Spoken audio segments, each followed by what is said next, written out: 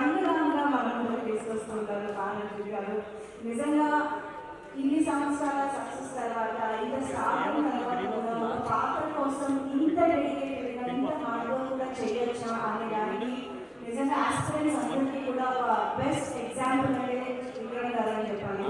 I think Vikram గారికి ప్రతి character గురించి ఒక బ్యూటిఫుల్ డిస్క్రిప్షన్ ఇచ్చి ఆ బుక్స్ ని లైబ్రరీలో కూడా పెట్టచ్చు, మూవీ లైబ్రరీలో.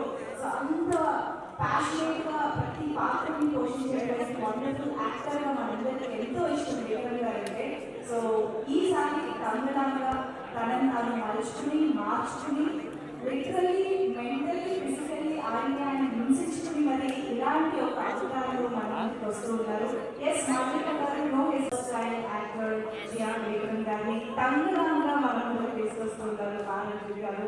నిజంగా ఇన్ని సంవత్సరాల సక్సెస్ తర్వాత ఇంత స్టార్ట్ తర్వాత కూడా పాత్ర కోసం ఇంత డెడికేటెడ్గా ఇంత హార్డ్ వర్క్ కూడా చేయొచ్చా అనే దానికి నిజంగా ఆస్పిరెంట్స్ అందరికీ కూడా ఒక బెస్ట్ ఎగ్జాంపుల్ అంటే విక్రమ్ గారు అని చెప్పాలి.